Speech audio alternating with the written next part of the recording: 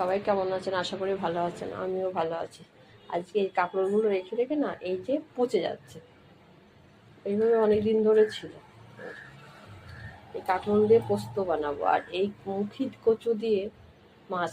আমার দাদাভাই মাছ খেতে দিয়েছে। চলো তাহলে আগে কেটে নিই, কেটে নিয়ে কীভাবে রান্না হয়।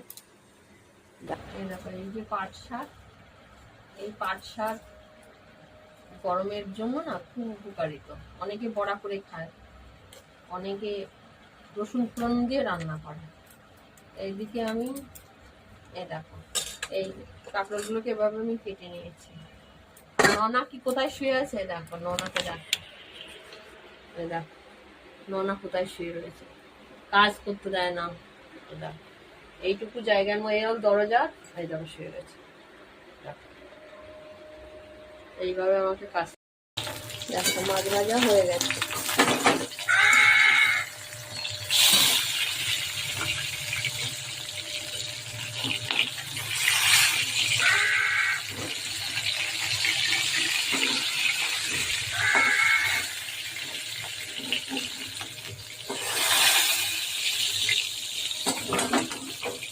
ভেঙে গেছে ফুলকপি।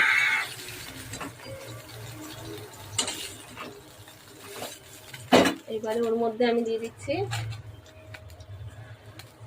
কালো জিরে, পেঁয়াজ, রসুন,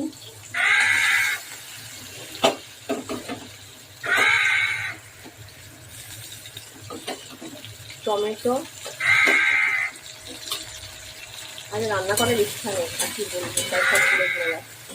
কাঁচা লঙ্কা, সব দিন কি আর ভালো লাগে? তাও করতে হয়, মেয়েদের রান্না বাড়ালেও রান্না করে খেতে হবে। বাপের বাড়ি ছুটি হয়, শ্বশুর বাড়ি আমাদের ছুটি হয় না। আর ও দেখ একটা জিনিস, ও ওখানে বসে বসে খাচ্ছে আর আমার মাথা খাচ্ছে। খাবারে দেখো এখানে দেয়া সব রকম দিয়ে, ওকে মিষ্টি থেকে আরম্ভ করে রুটি থেকে আরম্ভ করে সব খাবে দাবে, মিষ্টি ছাড়া খাবে না। আবার কিছু দিতে গেলে শুধরাবে, তো পছন্দ খাবার না হলে শুধরাবে আমার। মশলাটা কিছুই এখন দিয়ে নিয়েছে, পেঁয়াজ আর রসুন কালো জিরে দিয়ে ভালো করে ভেজে নিয়েছে টমেটো দিয়ে। আর এখানে 1 চামচ হলুদ গুঁড়ো, হলুদ, লঙ্কার গুঁড়ো আর ধনে আর জিরে দিয়ে এটাকে ভালো করে একটু গুলিয়ে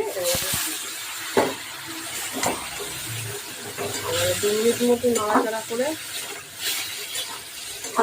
জল দিয়ে দেবো। এটা কত সুন্দর, এবার জল দিয়ে দিচ্ছি। এবার দিয়ে